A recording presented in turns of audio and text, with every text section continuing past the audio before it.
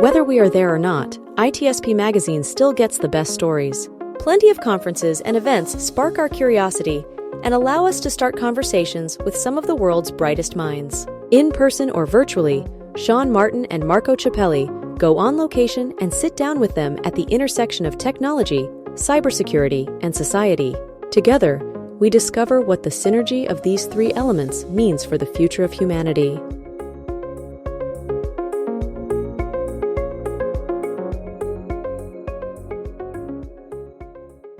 Brightof's Cloud Privileged Access Management Platform modernizes, centralizes, and simplifies privileged access management across cloud, hybrid, and on-premises environments. The Brightov patented cloud-native technology empowers security, cloud operations, and development teams. Learn more about the Brightov CPAM platform at brightov.com. At Level Blue, we simplify securing your most valuable business assets by providing broad cybersecurity experience and award-winning services. Level Blue manages the risk. You reap the reward. Learn more at levelblue.com. Marco. Choo-choo. Choo-choo. Was the fast train back from Vegas? Is that what you did? I'm still wondering, still waiting, and asking myself why there is no train to go to Vegas from LA. I could say the same, why there is not a train to go from LA to San Francisco, but it's not a question for you. Well, that's not a train, that's a loop, right? I don't know if it's on rails or it must be on rails. Who the hell knows? I don't know. Maybe we go to somebody space knows, and then we land back. Oh, they just drop you safely in the spot you want to be. I like the train. You're getting close to teleportation. I don't know. I still like the train. I fall asleep sometimes. I just put train noise in my headset. It reminds me when I was a kid going around Europe for the first time backpacking, but that's not why we're here. We're talking about travel. I did a month's worth of train. That's true. That was fun. You did. You were a kid again. I was a kid. You had a travel guide with you? Myself. I was had my own travel guide. Or you no had book. No, the phone? What can I see from here, and I'll go there next. If the train takes me there, I'm going. That's it. That's how you do it. But that's how you do not it. the That's point not what we're here. talking about. No. Well, I think people. Somebody suggested I write about that, so I might actually do either a writing or an episode on that topic. Maybe you and I chat about it, because I think it'd be kind of fun. I think it will be a lot of fun. Yeah. Just a distraction. But we're still talking about traveling because we have been going back and engaged quite a bit with conferences and events. So far, we already hit a few this year, and it's the classic. I'm going to call it the traditional one, RSA Conference, InfoSecurity Europe. And you ended up in Portugal for the OWASP. And then recently, we just came back from Black Hat in Las Vegas. And funny story, on the pre-event coverage, I was telling everybody that we were going to fly. And then today before flying, I decided, I'm just going to drive, which I really enjoyed it. It flew. The point is that we're back. And despite the fact that we had a ton of conversations with people before and during the event, and everything is either video and audio, we thought that, hey, we learned a lot from these conversations. Let's put it together and let's write our own perspectives. I'm going to use that word one day. It will make sense. It'll make sense. And stay tuned. And you, from your perspective of a cybersecurity expert, journalist, and me from more the societal perspective. And guess what? We did end up writing something. We did. We posted it last week. Tape 3 read mine. Tape 3 read yours and also mine. I know. And I'm wondering if we should use a different tape 3, but so far it's the same dude. He has a funny voice, a little bit of an Irish accent. Irish accent. That's why I like it. I know. Very engaging. But the point is, we wrote this thing and we posted. I got, pretty nice amount of people listening to it and reading it. So we'll figure, why not recording something, me and you, and kind of tease it a little bit more. So I'm going to ask you, what did you write? Oh, I thought you were going to go first, but I already talked quite a bit, so I'm giving you space. All right. Well, of course, I like to look at things from an operational perspective. So how can we take what we talk about and what we learn from each other and bring it back to the business to help leaders and practitioners do stuff that isn't just good for the team and good for cybersecurity metrics, but for the business. And with the focus on outcomes and resilience, that was kind of my focus for this piece. So, I mean, it was 24 conversations with 27 people, I think is what we had, something like that. That's the final count, but it doesn't count the people we talked to in the middle of the corridors there. True. Or the expo floor. 24 episodes, 27 people plus, plus beyond that. Else. So the big, I'm not going to read the whole thing, obviously, but the big categories were the role of data, so gathering, validating, and utilizing intelligence. So a lot in that topic. We had a lot of good chats there. Evolving focus from reactive response to strategic enablement. So it's not just reactive response to proactive response, but in the context of, back to the main point, how do we make a more resilient business? So how do we enable the business to function tomorrow and long term? Looked at AI and automation, of course, can't escape that. And again, not just how do we use AI to build better security programs, but to scale business growth in a safe way. Looked at modular cybersecurity and the focus on flexibility and efficiency. So how can we take components of what we do and really wrap them up and fine tune them and then pull them together in a broader cybersecurity program that's easily managed, and we can update parts as new things come along. Hopefully that's the idea with that. And technology and human insights kind of connected back to the data piece, where we're going to leverage more and more data. But over and over again during the conversations, of course, human insight was another element that we can't let go of. We need to keep the human involved and help them have insight. So don't just drop the human in on top of technology and data, but actually use the technology and data to give them insight so they have a better chance. And the societal impact, which it started to bleed into your stuff. So we're looking at the broader implications of cybersecurity. And this was interesting because we've talked a lot in the last year about the impact to the CISO role if the company and the CISO don't put a program together that's quote unquote sufficient or meaningful for the business. But I think we're starting to see, and unfortunately, right before the event, Black Hat event, there was an outage driven by a cybersecurity company and an update they pushed and an impact on devices from another organization, and we weren't very resilient. So I think we need to stay focused on that too. So I think the availability of security we need to take into account again. So that was kind of another highlight. So those are the main points. Really good conversations. Of course, I would encourage everybody to listen to what we recorded before, during, and after, and certainly invite people to read the newsletter. It's the Future of Cybersecurity newsletter by me. Yeah, which I know is getting quite popular. So it's a lot of fun. I mean, I'm all over the place in terms of style. Sometimes it's a made-up story. Sometimes it's an analogy to something else. Sometimes it's a recap of things that on conversations I've had that spark a thought. Like I did one on metrics. Because I've had a number of conversations on metrics. So I put one together. This is an opportunity maybe to even say, why we started to do this newsletter, and to use the idea of writing it open, that we tell clearly that we use also ChatGPT, because we got excited the day that came out. It actually was making sense. sense enough when you do the right prompt, so you can collaborate with it. It's not just like, hey, write something about Black Hat or about something else. But then, you've done some cool episodes. You've created entire scenarios, like a small town with 3 little business going, risking to go out of business because they react differently.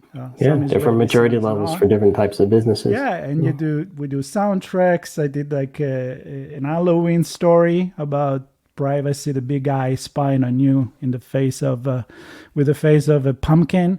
And but we're also serious. So to wrap up with what you said, I kind of brought, of course, the perspectives again. One day we'll tell you why, on the social impact.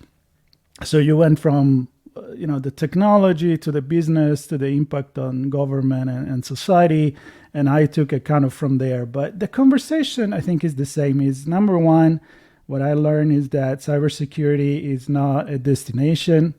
Is a journey. We're never going to be cyber secure. Sorry to break the news, but that's what it is.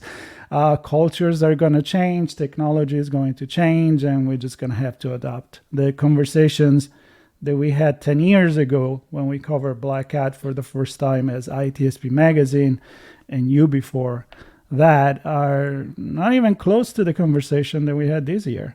And so we talk about collaboration, different perspective, different academic field. We had conversations with researchers that are actually cybersecurity researchers, but then they decided to go a little bit more into the societal impact of things, look how countries are collaborating with one another. So breaking down silos is not just for the cybersecurity industry, but it's for nation companies that share information, which is what you said.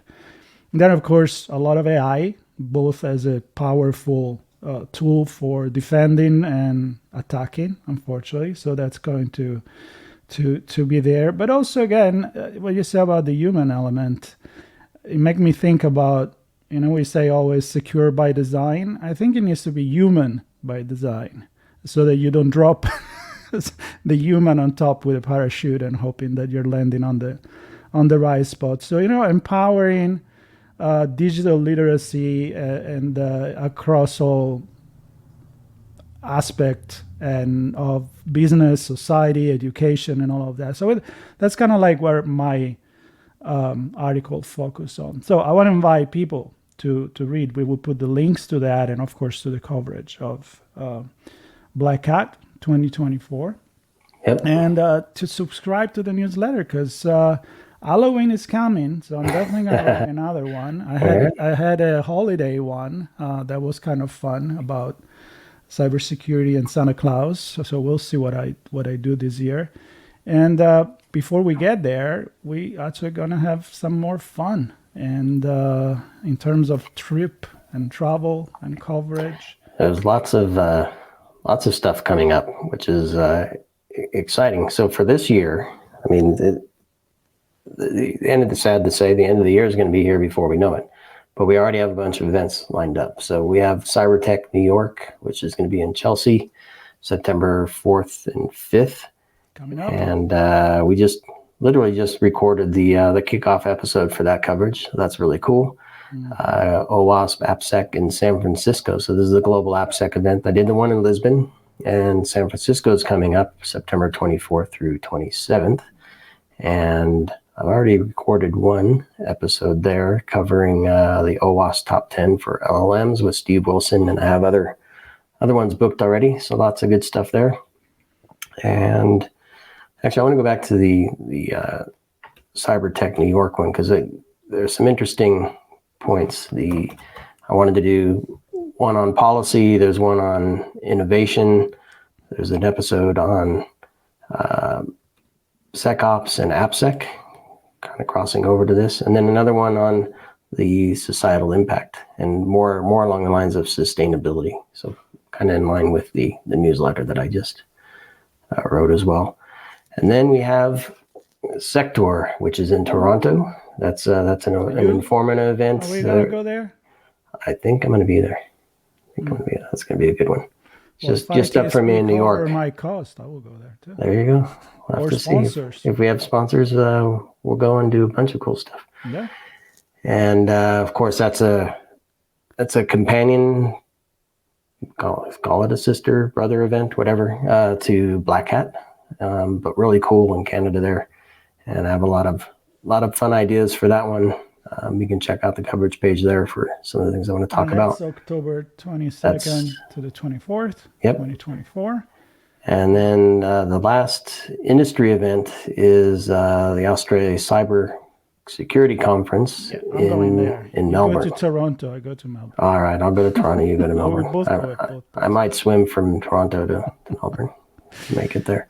Yeah. That one is going to be good because I don't know, a couple of years ago we started to engage pretty heavily with the APAC APJ region with what was an RSA conference at the time, and so we're excited to be back and be part of this. And yeah, I think there's again a lot of topics and a lot of cool things to talk about there, and of course that. Not unlike Toronto, but we get a nice global perspective on things there as well. And then we have a company event that we're going to MC for the MC. Woohoo! Yes, we'll be leading. Innovation panels, partner panels, customer panels, keynote firesides, all kinds of fun stuff. So that's actually going to be in New Orleans. So it's going to be a very creative company when it comes to this kind of event, and I know that being on stage with all the speaker organizer, I'm sure there is a lot of things you can draw from a city like New Orleans. That's not what you say. That's the Italian version. New Orleans. And it's gonna be fun. It's gonna be fun. Looking forward to that, and of course we're already line up a bunch of coverage for 2025 because apparently we're having fun. We are really back on track with really feeling the pulse. And when you mention Australia, there's so many friends that we have there that I am really looking forward to reconnect in person, even if it's a long flight, definitely not a train ride. I'm looking forward to that. Are you just gonna stay there for Black Hat Asia in Singapore? Stay in the region? That's in April. We'll be there for that. Maybe just move to Japan and then just there you go. Then it's close. Asia from there. Why not? And it's close. I'm sure and then RSA is gonna agree. So RSA right around the corner from that. And I think the other thing I want to mention, of course, InfoSec Europe in the summer in London there. The other two I want to highlight for next year because we talk about technology all the time, but really with a cybersecurity focus. And the other two we're going to dig into are CES in Vegas, that's in January, and VivaTech, which is in Paris, and that's in the summer of next year. And there is a lot of innovation. Of course, I'll bring some of the cybersecurity spin to what we do for those events, but this really gets back to what you look at in terms of society and how do we live with technology in a way that helps humanity. Yep. And a lot of different perspectives from that too. Yep. We're not going to say more than that. We'll have no more perspectives. We're going to hold them. We'll have a podcast about that, what's coming up.